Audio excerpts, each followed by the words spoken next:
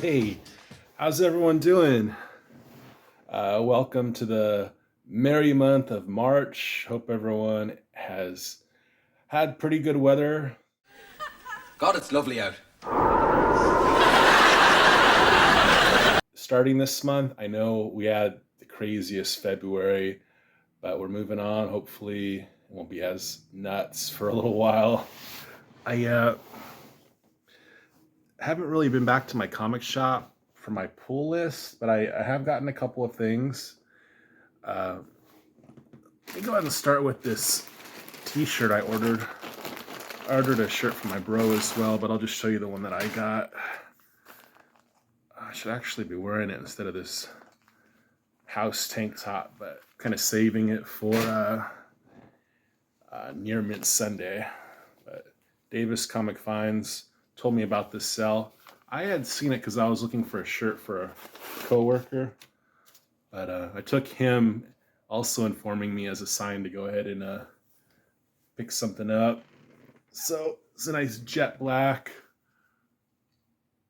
properly sized for me Superman shirt.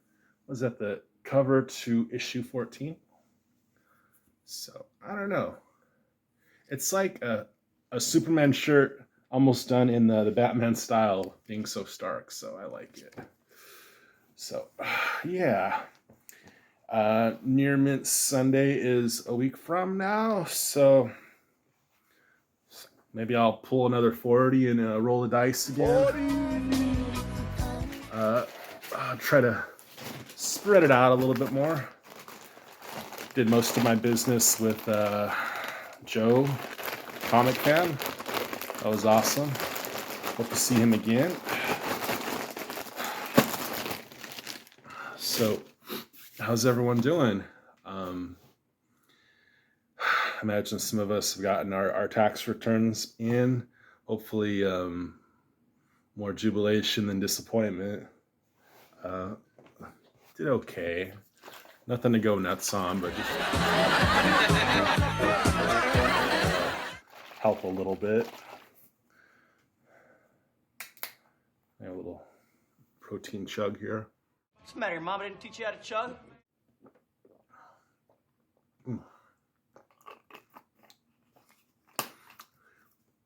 If I had a blender, I'd be drinking good juice like this all the time. I do have a blender. I think I need a juicer. Well, let's take it from me, Count Juicy. You can juice anything with the Precious Royal. Let me go ahead and share some toys. I got this one. First trip back to a Target in a while.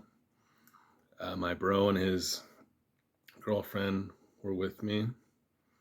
And I got this Parks and Recreation April Ludgate. Pretty nice. I take it that Aziz dude didn't sign off.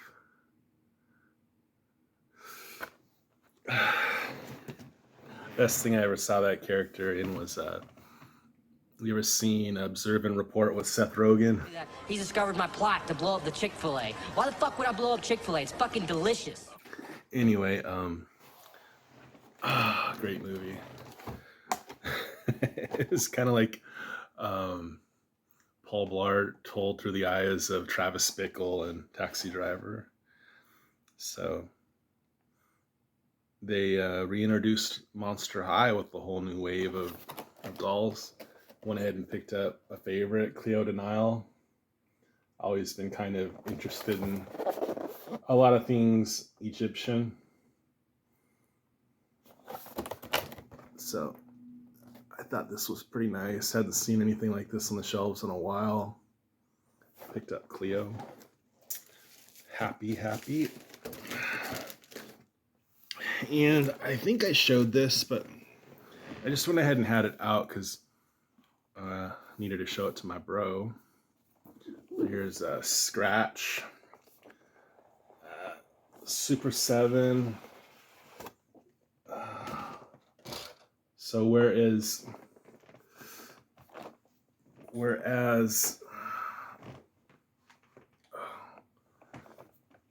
NECA is doing the cartoon figures, Super 7, is doing these kind of reimaginings of the classic Playmates toy line, so I had to get Scratch. This is a real treat because as far as the original Playmates Scratch, that's well, it's not as scarce as we'd previously been led to believe, but it is definitely highly coveted. And if you want a Scratch, you don't want to spend $4 grand. The Super 7 Ultimates was pretty nice. I was just really happy to have that. My brother pre-ordered some Toxic Crusaders figures, so he's expecting those before too long. All right, let's go ahead and get to some comics. Move the light a little bit.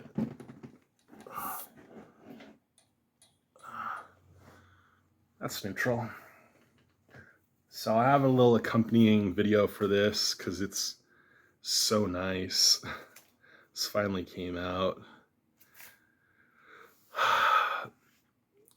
Like Pope Grimy knows I'm down with Mannion. So even with a $10 cover price, there were a total of 4 covers, 3 other ones aside from this, but this is the one the LCS pulled for me, so grateful for that. It's a beautiful Helga. Mannion has revisited this Helga pose over and over again. He's sold this. He must just have it like a hard copy that he light tables every now and then. It's a real popular image. I'll go ahead and run a little video. Hopefully Steve Mannion wouldn't mind. Hopefully seeing this video would make someone want to spring the $10 to get this one. And there's actually a piece towards the end that I have the original artwork of on my wall. So run it.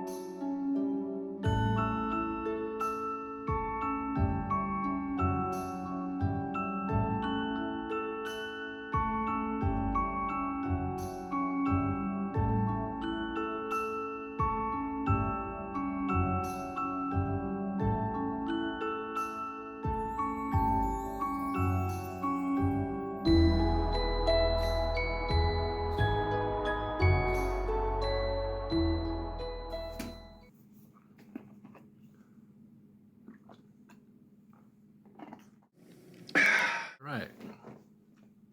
So a few more books from them. Finally got my Savage Dragon 263. And I guess Eric is so far ahead now that 264 is already out. So finally have this Mako issue. And I don't want to crack this open in case Lee Big Elbow hasn't read it. But it definitely delivers. There's a lot of Mako action. Oh, it's such a good one. All right, so this finally came out, for better or worse. I spoke my piece, and I'm just gonna put this one away. No complaints. At least it's out. What can you do, man? I guess I'll double bag and board it and just lament my sullen feelings about it. It's all good. Thank you, Mr. Perillo, for bringing so much beauty into this world. This is a book I got strictly for my 28-year strong fascination with the artwork of Trent Kanuga. Just always admired Trent, been infatuated with Creed all of my adult life and a good 5 years of my juvenile life, but I don't really follow what he's doing so much today. He keeps busy, and I respect him for continuing his tradition of doing art, but he's gotten into different things that no longer interest me, so I go after his old stuff. And this Nira X cover really caught my eye. I like it because it still is old style. Bill Maas did the coloring, and Bill Maas is just all over Entity. He really kind of paved a way for himself doing a lot of spoof work in the 90s. Some of it's really cool. Here's a book of the Max called The Tax, where I guess he's an accountant that people try to get some cash for. Now this one came, and I'm gonna go ahead and crack this one. I want to show some of the interiors, but this one is by an artist that I had a really good conversation with with my brother, this artist Danny, and we both agree she's a good artist. She has it going on, but if you look at Danny Stripes' Instagram, her work is very Miller-esque. I feel she really wears her heart on her sleeve with her admiration of Frank. But we were kind of saying that she models her style after Frank's Sin City work when she's doing pinups. When she's doing her own comics or interior, she doesn't do that. She has a unique style. It's a cool wrestling story. But I'm really quite the smitten kitten over this young Greek artist, but I do agree that she should always put after Frank when she's doing that very Sin City style. This, on the other hand, this is more unique to her. I've been dying to get this issue. I wanted her cover too. I saw one with a different cover at a shop in Manhattan Beach. But yeah, I'm sorry for hope I'm not spoiling anything for you, Lee. But yeah, heck yeah.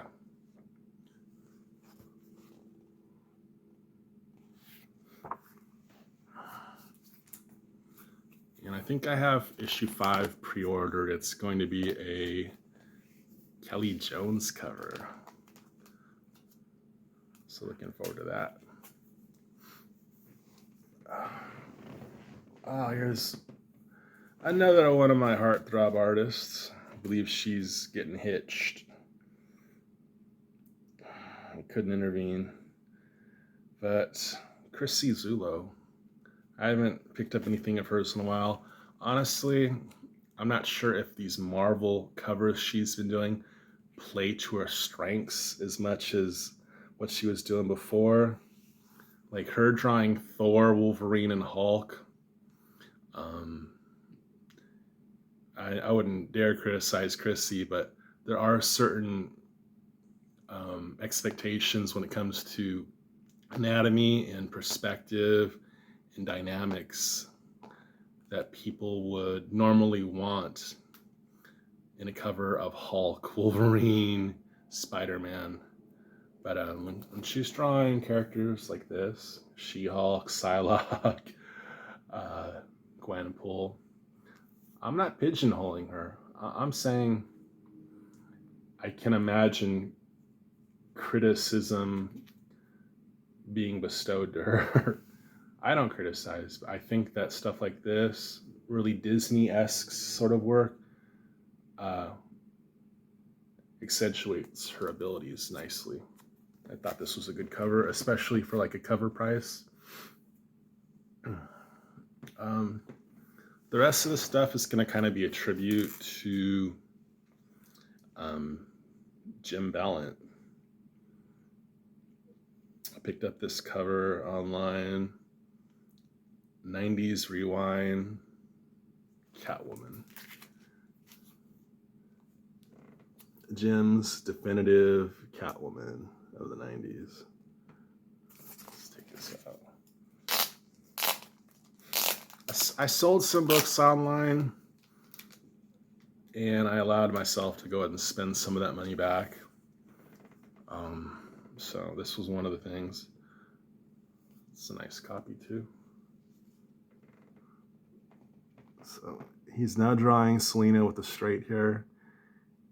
He used to always draw an inker with the curly curls, like the thickest of curls, but there's the kitties. Meow, meow, meow, meow, meow, meow, meow, meow, meow, meow, meow, meow, meow, meow. Well, is this some kind of Alfred show? So, I'm just gonna throw up some beautiful Jim Ballant artwork in the background. Yeah, he's kind of like the thinking man's Campbell. I really think I would love to see Campbell still do interior work. And Jim Ballant, he's not just a cover artist. He does a lot of covers, but he puts out 6 issues of material a year of interior storytelling, panel to panel progression. So it's pretty amazing. This is one of his early efforts. I didn't actually know about this book until I was doing a little research on Ballant, kind of learning how he went from independent artwork to being with DC. In that trip, you know, when he first landed at DC, he didn't initially have Catwoman, I don't think. Right here is a Green Lantern Corps. This is kind of like, I think it's an annual, but he did 3 issues in a row. Green Lantern Corps. Okay, not, it came out quarterly for a year. I think he did 3 issues.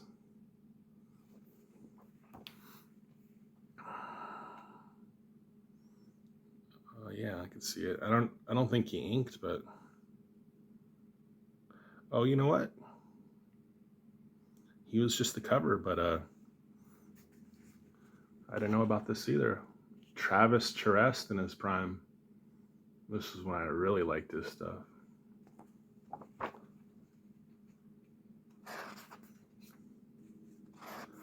There was like a time when he was out Jim Leeing Jim Lee. And Jim Lee got bit by the Frank Miller Sin City bug too. Started doing Death Blow. This is an unexpected surprise, man. I love me some Charest. I would have liked Jim Ballant, but you know, at least I get this nice cover. His other book is quite the opposite.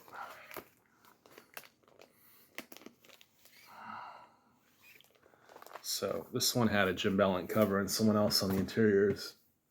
This one right here, someone else on the cover. It has Dan Panosian on the cover.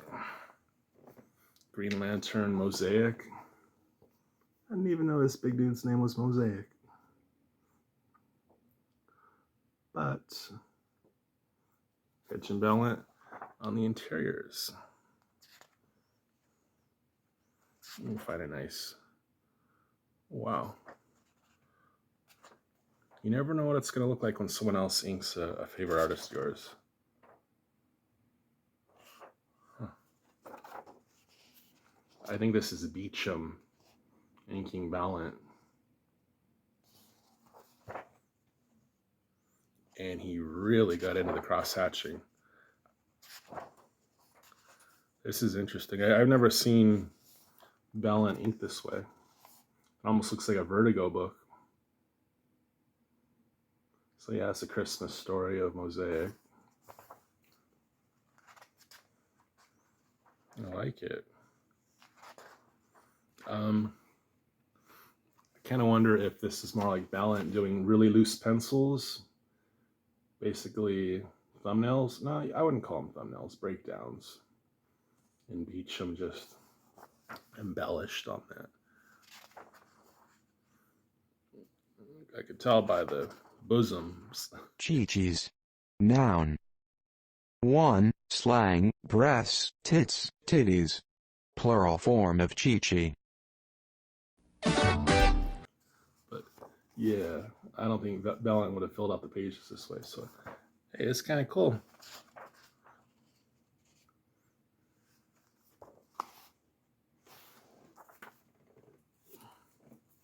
I got some of his Harris stuff before that. So I kind of have, I just don't have like the really early stuff yet. Like Pre-Purgatoria, like that independent stuff, like Entity or something. Some of those much smaller labels. So finally, I was looking for this Jim Ballant Zombie Tramp cover, and it was part of a Kickstarter or something. I think it was like a last minute stretch goal add-on. And I thought, man, Jim Ballant and Dan Mendoza, that's like the coolest collaborations since Mendoza and Perillo. So I looked online, and I never pledged to the Kickstarter, but with these look like the actual Kickstarter books. I got these for $30 a piece. I recommend if you want some of those Kickstarter books from Dan, 56B, 57B. You can go on to Hip Comics. But I got these right here. I got two. I didn't get one of a Risk, one non-Risk, but yeah, this is Jim Ballant doing Janie Bell. I just thought that was too cool.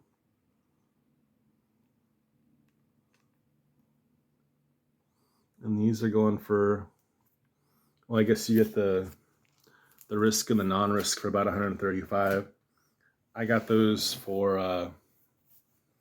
about $30 each, and there was a $15 coupon, so about $45, which is still a lot. A smart person would sell one of them and get their money back. I never IQ'd through the roof, so I'm probably going to keep them both. Anyway, that's my video. Thanks for checking out my toys, my clothes, my meal. All right, I'm going to start this little one Fred Hall style with some food and a movie. I checked my mail before leaving the flat and had El Pollo Loco coupons, so I got nice 8-piece family value meal, avocado dressing salad, 2 sides. I know you're going to think beans and rice, but no, I went double macaroni and cheese.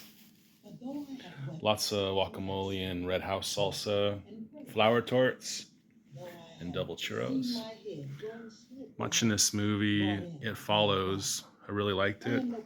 Watching it for the second time. I also saw the Zach Cregger horror flick, Barbarian, which was amazing. But the best movie I've seen in a little while was the Brendan Fraser, Darren Aronofsky Picture the Whale. So anyway, probably going to rewatch those and enjoy my Saturday night. Everyone have a good one. And that's about it.